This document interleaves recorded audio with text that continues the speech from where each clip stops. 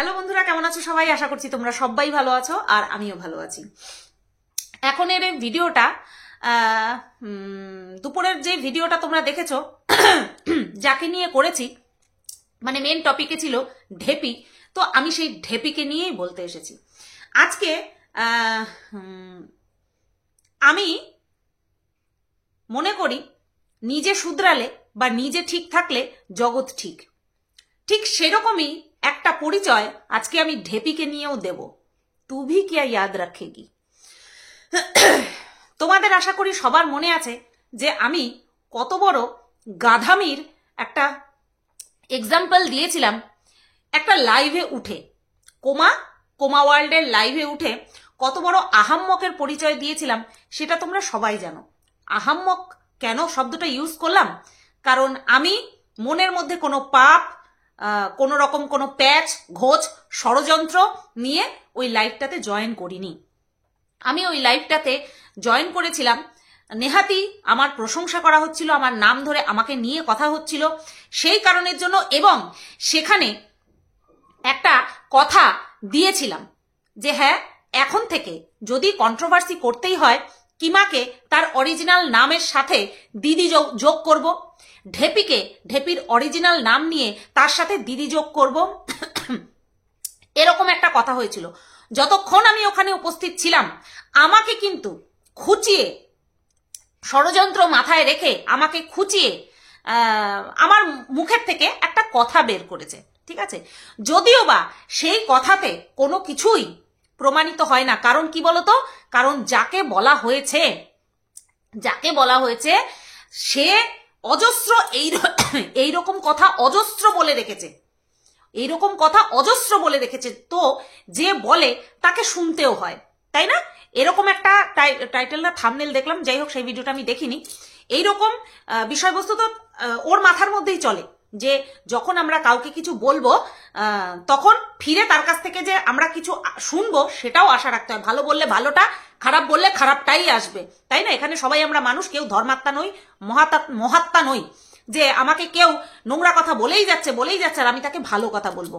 সেখানে তো কন্টিনিউয়াসলি আমাকে 2 বছর 1.5 বছর আমাকে নিয়ে কন্টিনিউ ভিডিও করে গেছে, খারাপ বলে, নোংরা কথা বলে, নোংরা থেকে নোংরাতর কথা বলে আমাকে নিয়ে ভিডিও করে গেছে।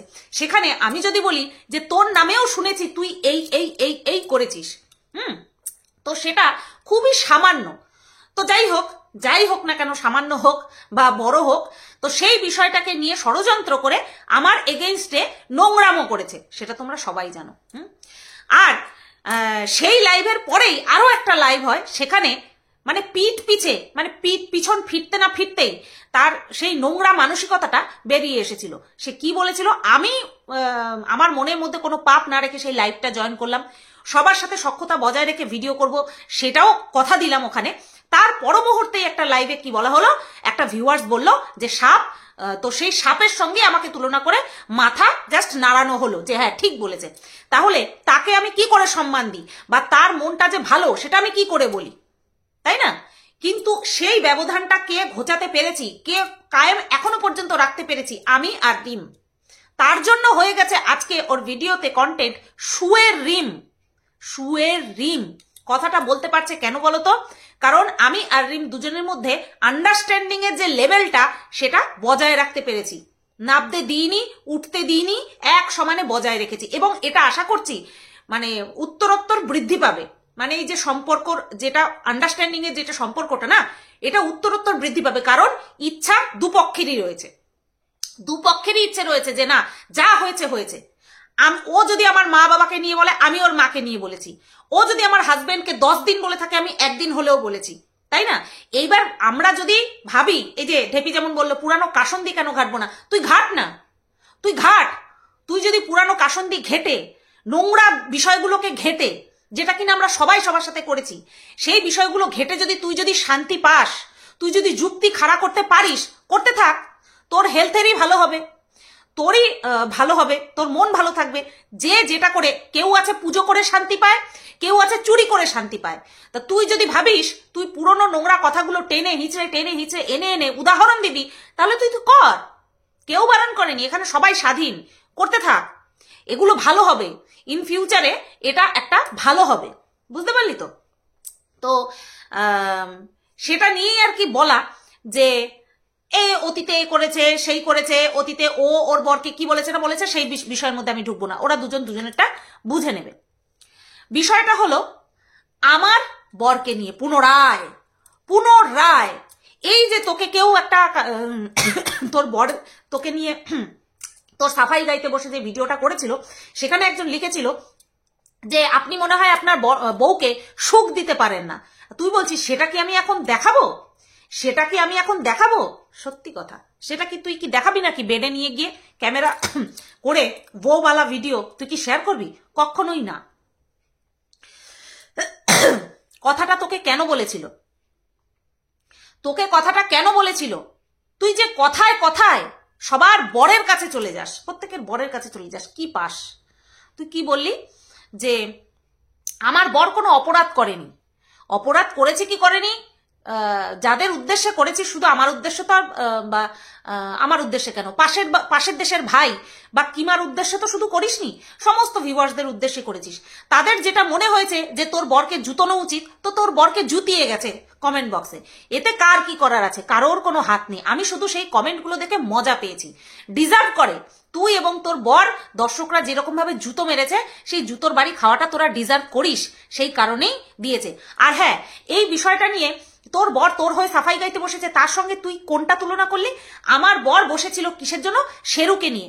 তুই বুঝিস নিজের ফ্যামিলির বিষয় নিয়ে দর্শকদের কাছে বলা আর নিজের বউয়ের নোংরামো ঢাকতে সাফাই গাইতে বসা, দুটোর মধ্যে যে আকাশ পাতাল তফাৎ আছে, বুঝিস? তোর কাছ থেকে বোঝা এই শব্দটার আশা করাটাই বৃথা। আমার ঘরের সন্তানকে নিয়ে কি করব না করব সেটা আমি আর আমার বর নিয়ে বলতে বসেছি। আমার বর এই ওয়াইটিতে কি চলছে সেটা নিয়ে বলতে বসেনি কখনো। গাধি কোথাকার, বুঝলি? তুই হচ্ছিস নাম্বার 1 গাধি। উদাহরণ দেব তোকে আজকে।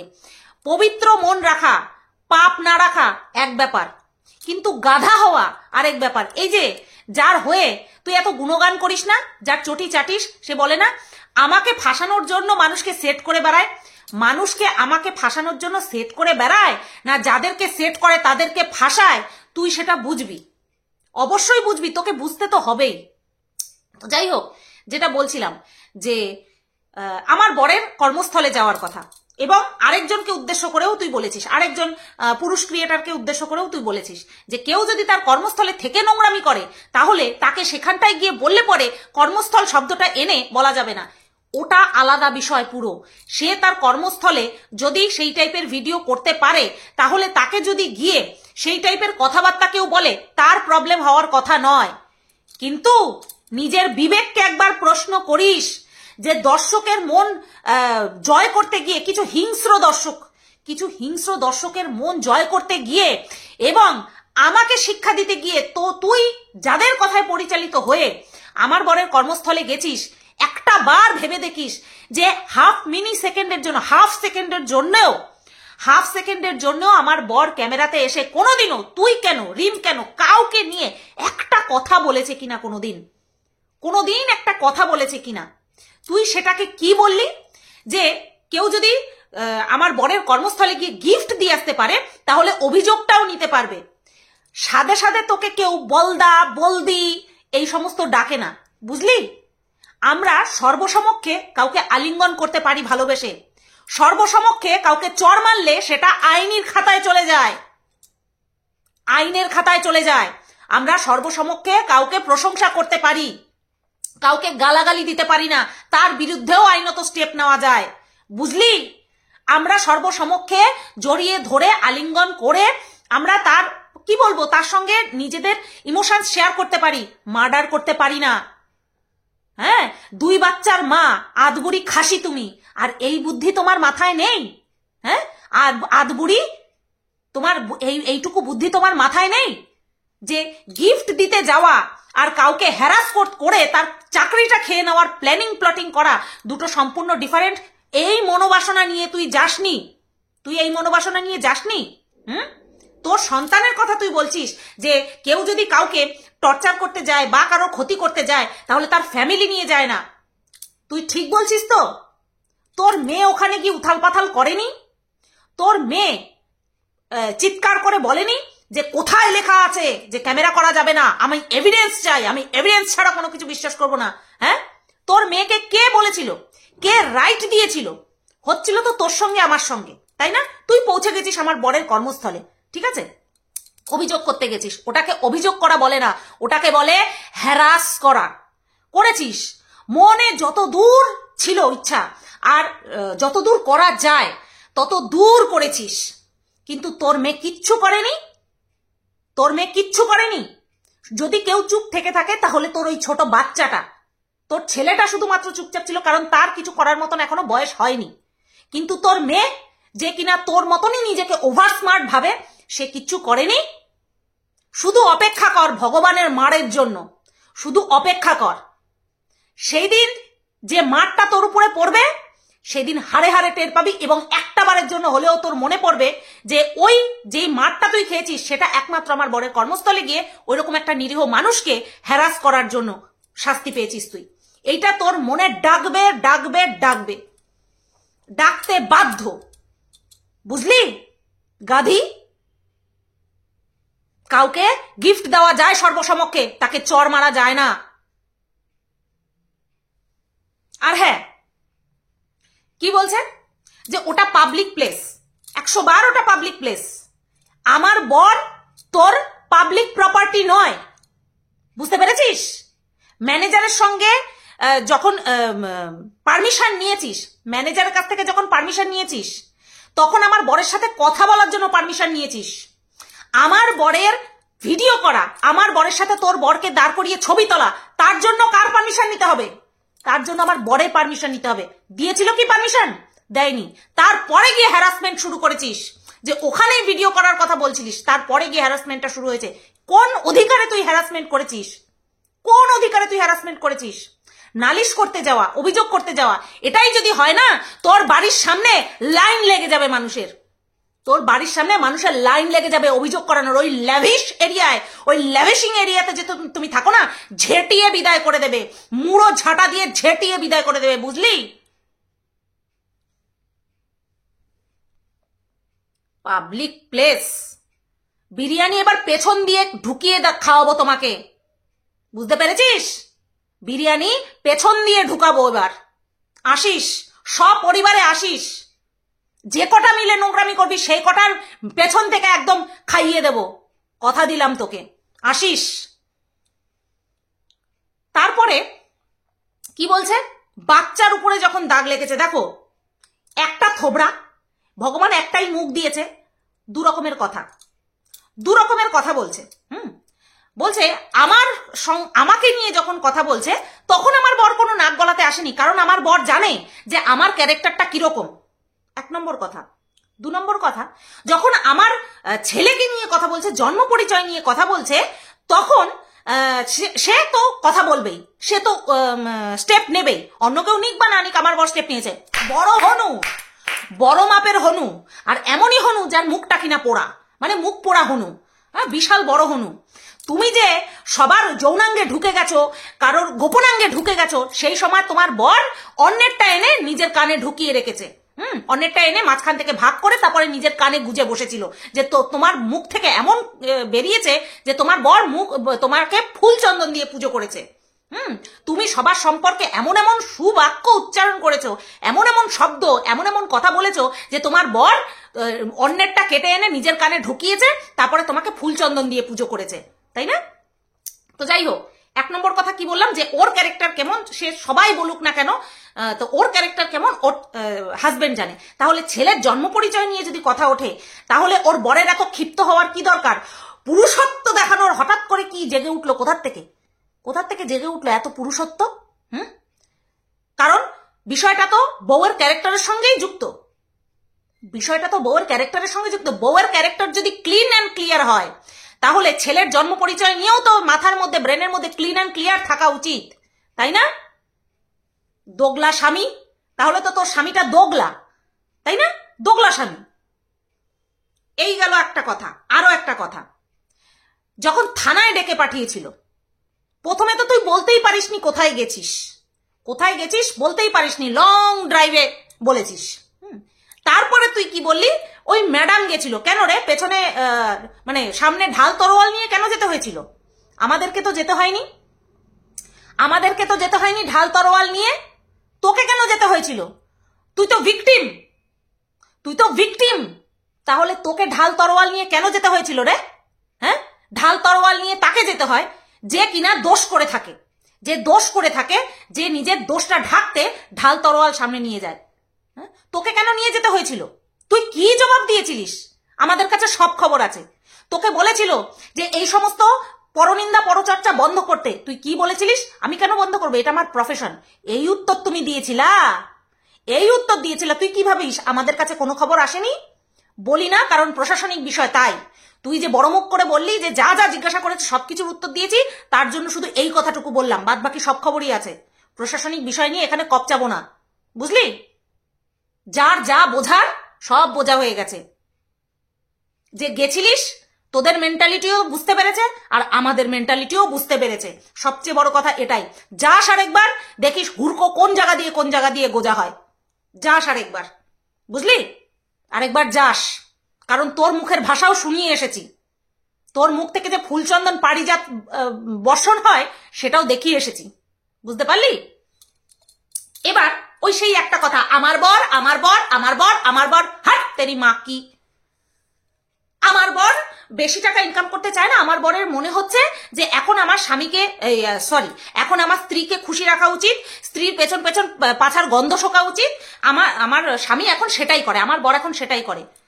তুই এমন করে কথা বলছিস যেন তোর বর রিটায়ার পার্সন, যেন তোর মেয়ের বিয়ে দেওয়া হয়ে গেছে, তোর ছেলের একটা ভবিষ্যৎ একটা হিল্লে হয়ে গেছে, এখন তোর বর হাত পা গুটিয়ে তোর পেছনের গন্ধ শুকে বেড়াচ্ছে। যে কিনা তার নিজের মেয়ের খাওয়া দাওয়া সব কিছু অন্যের কাঁধে চাপিয়ে দিয়ে একদম ঝাড়া হাত পা হয়ে তারপরে বউয়ের পেছনে গন্ধ শুকছে। যার কিনা ছেলে মাটির সঙ্গে কথা বলে, সে এত রিল্যাক্সে কি করে থাকতে পারে? কি করে থাকতে পারে? তার তো এখন মাথায় চিন্তা থাকবে যে আমার মেয়ে ঠিকভাবে আরো হায়ার এডুকেটেড হবে, তারপরে সে একটা চাকরি বাকরি করবে, তাকে একটা সুপাত্রে পাত্রস্থ করব, তারপরে আমার ছেলেটা আছে তাকে মানুষের মতন মানুষ করব, সে একটা মানুষের মতন মানুষ হবে, চাকরি বাকরি করবে। সন্তানের জন্য বাপ মায়ের কোনো সময় চিন্তার শেষ আছে? তুই তো এমন একটা কথা বলছিস যেন তোর মানে নাতি নাতনি সব হয়ে গেছে, ব্যাস এখন আমরা রিটায়ার পার্সন, এখন আমরা অ্যাশ করব, সময় কাটাবো একে অপরকে। কি দেখিস ওই মুখ পোড়া হনুমানকে সারাটা দিন? যাই হোক বন্ধুরা, এই আমি শুধু একটাই কথা মানি, আমি ভগবানের উপর ছেড়ে দিয়েছি। সব কিছু না ওই আইন চত্বরে বিচার হয় না, সেটার প্রত্যক্ষ সাক্ষী তোমরা। এই অভয়ের বিষয়টা নিয়ে তো তোমরা দেখতেই পাচ্ছ, সবকিছুর বিচার কিন্তু আইনের হয় না, কারণ আইন শুধু প্রমাণ বোঝে। বিশ্বাস করো, আমাদের ওই যে কমপ্লেনটা, ওটা যদি ডিরেক্ট গিয়ে করতাম না গো, ওর এই কপচানি বেরিয়ে যেত। ওর এই যে কপচাচ্ছে না এখন বসে বসে, ওর এই কপচানি একদম জায়গা মতন ঢুকে যেত। যদি আমরা কমপ্লেনটা, আমাদের মস্ত বড় ভুল হয়ে গেছে একটাই, দিনকে দিন যখন আমাকে ফোনটা করেছে আমার তৎক্ষণাৎ যাওয়া উচিত ছিল, ওর কাছে গিয়ে আমাদের ওই স্থানীয় থানাতে রিপোর্ট করা উচিত ছিল, আমাদের তৎক্ষণাৎ যাওয়া উচিত ছিল। ওর এই বুলি বেরিয়ে যেত। যেহেতু বাই পোস্টে আমরা কমপ্লেনটা করেছি, আর জানোই যে এই প্রশাসনিক কাজে একটু লেট হবে, এটা সবাই আমরা জানি। আর ততদিন ওই ক্যামেরা ফুটেজ থাকে না, আর তার জন্যই কপচাচ্ছে।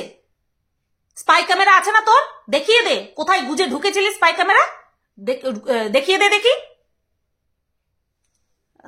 ও হ্যাঁ, আরো একটা মোস্ট ইম্পর্টেন্ট কথা, সেটা হচ্ছে অন্যের বুদ্ধিতে পরিচালিত হওয়া। ও মাই ডগ, আজকে রিমের কথা বললাম, ও মাই ডগ টাইপস। পরের বুদ্ধিতে কে পরিচালিত হয়ে নাচতে নাচতে একজনের কর্মস্থলে চলে গেছে, পরের বুদ্ধিতে পরিচালিত হয়ে নাচতে নাচতে কে কেস করতে চলে গেছে, কে এফআইআর করতে চলে গেছে, গোটা ওয়াইটি দেখছে। তুই কোথা থেকে উঠে এসেছিলিস? সবার লাস্টে এসে পরের বুদ্ধিতে পরিচালিত হয়ে পেছনে হাওয়া দিয়েছে আর চলে গেছিস। আর কাউকে দিয়ে করাতে পেরেছে? আরে বলদি গাধি, দেখ চোখ খুলে, আর কাউকে দিয়ে করাতে পেরেছে? কাউকে দিয়ে করাতে পারেনি, কাউকে দিয়ে করাতে পারেনি। তার সঙ্গে যারা যারা ছিল কাউকে দিয়ে করাতে পারেনি এক্সেপ্ট ইউ। তো পরের বুদ্ধিতে কেউ যদি নাচে, একদম বাদরের মতন যদি কেউ নাচে সেটা হচ্ছিস তুই। তাই জ্ঞান আগে নিজের মোটা মাথার মধ্যে ঢোকা, যদিও বার বয়স নেই, আদ্দামড়ি খাসি তুমি, আধবুড়ি খাসি, তো তোমার মাথায় আর জায়গা নেই। নিজের জ্ঞান নিজের মাথায় যে ঢোকাবি সেই জায়গাটুকু তো তোর আর নেই, বুঝলি? ভিডিওটা এই পর্যন্তই রাখলাম। সবাই তোমরা ভালো থেকো, সুস্থ থেকো, মতামত অবশ্যই কমেন্ট বক্সে জানিও। Tata, good night.